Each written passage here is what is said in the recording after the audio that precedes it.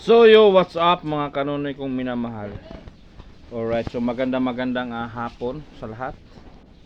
Sa mga subscribers ko dyan, viewers ko dyan, magandang hapon. Alright, at sa mga silent viewers ko dyan, magandang hapon. Sa mga kababayan ko abroad, alright, magandang umaga, magandang tanghali at magandang gabi sa inyong lahat. So sana lahat tayo ay nasa mabuting kalagayan sa araw at gabi. Alright. So ngayon mga kanonoy ay araw ng Lunes. Ayun na nga,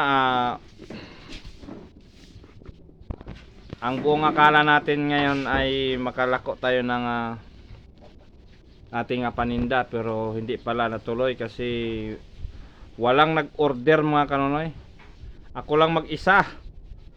So alanganin man nagawaan nila ako lang mag-isa. So okay sana kung mga tatlo kami. Yan, okay sana yan. Ako lang mag-isa, so alanganin.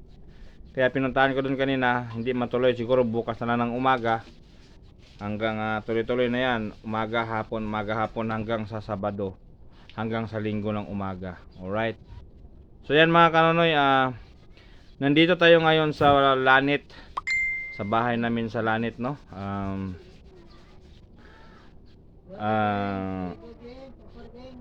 Kasalukuyang nag-aantay tayo sa kay Papa, kaso lang Papa hindi pa dumating eh. Nakikita nyo yan, no?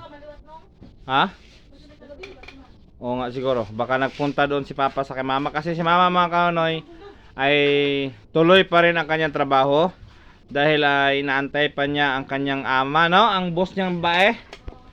Inaantay pa niya ang boss niyang babae bago siya umalis kasi although mga kanonoy, si Mama nagpaalam na talaga yan na umalis na sa kanyang trabaho, no? Alright, so yan,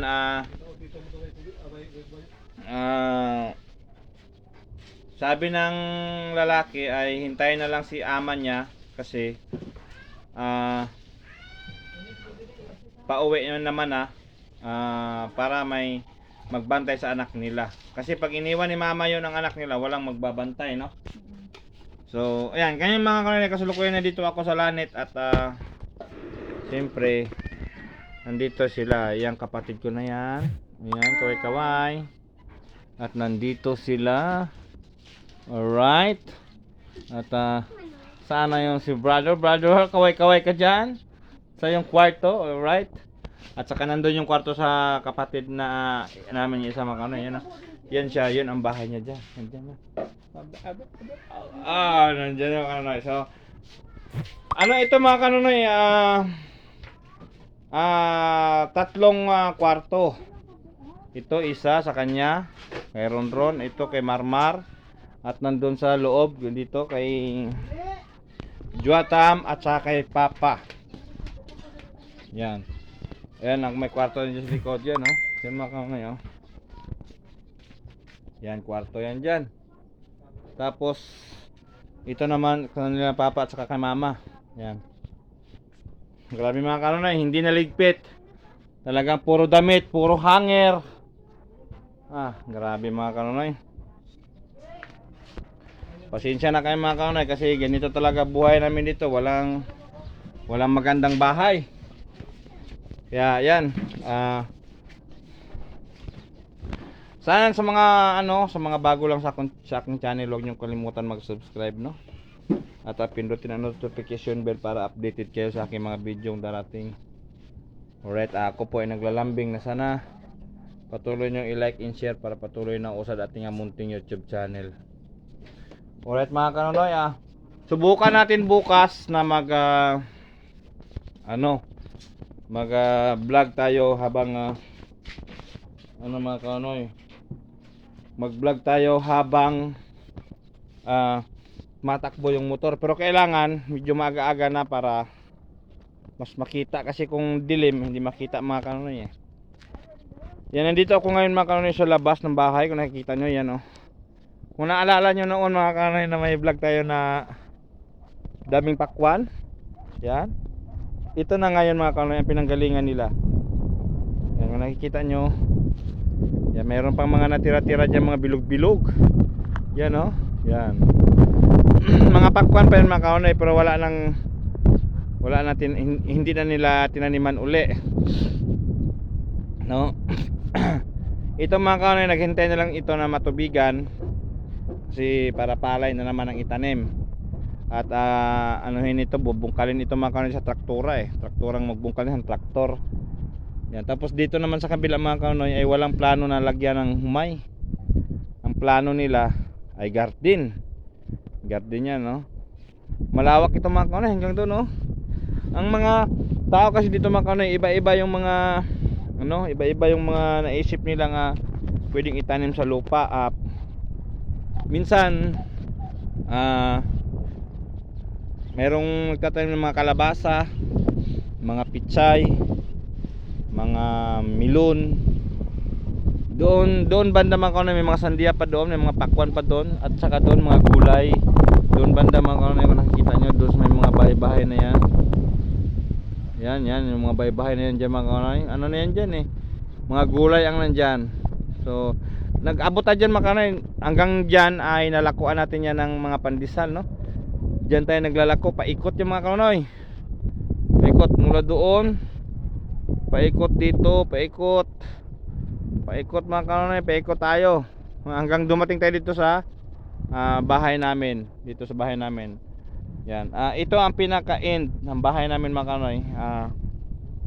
Dito ang pinaka last nga kailangan pag dumating ako dito, wala na nga paninda dito sa bahay namin. Kasi naikot ko na yan naikot ko na. Tapos doon din, doon anuhan na natin yan dyan, pasok natin yan dyan. Yan, so pagdating dito sa bahay, ayos na, wala na tayong paninda. So ganon katindi mga kanonoy, no? Pero kailangan kasi dito ikot ka, kailangan ang oras isakto mo ang oras, kasi marami kasi naglalako dito mga kanonoy, marami din ang pumapasok dito.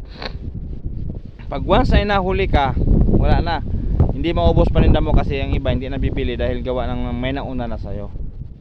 Yan, so kailangan ikaw ang mauna. Mahuli ka man sa kabila, kailangan sa ibang lugar na nauna ka na naman.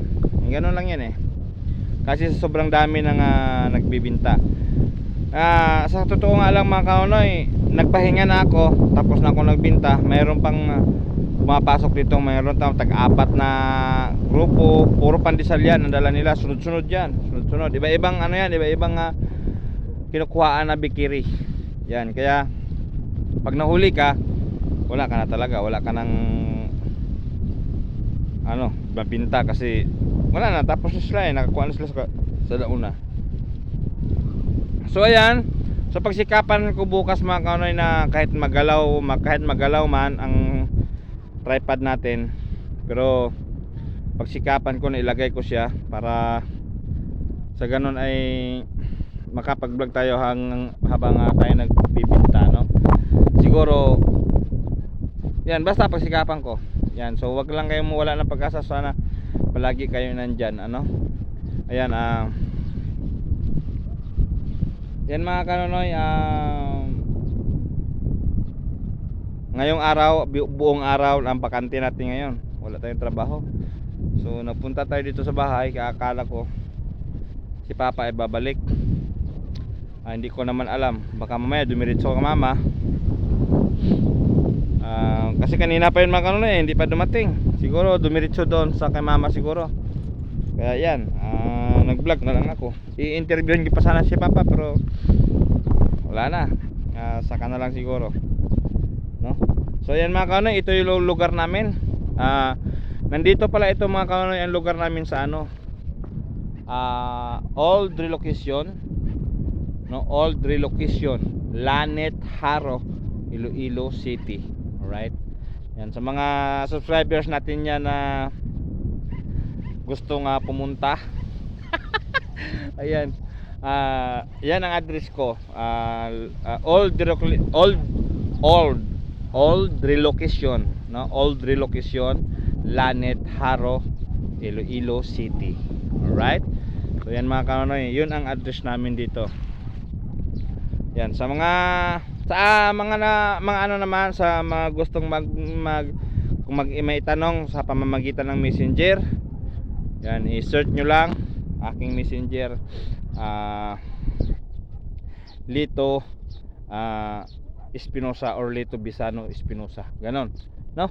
I-search nyo na lang para ano, at ang may number naman siguro dyan, at ang number ko ay 0948 250 3562. Alright, so sa mga magtatanong, magtawag or mag PM lang, at saka magpayo kayo, mag-share kayo ng mga payo ninyo, at saka comment kayo kung ano ang pwede natin gagawin, no? Ano yung kaya ko lang, no? Yan, so ayan. Alright, so medyo mabahaba na to ang video natin. So ayan, so I love you all. Never say goodbye. Tomorrow is another day. So bira, banat, lipad.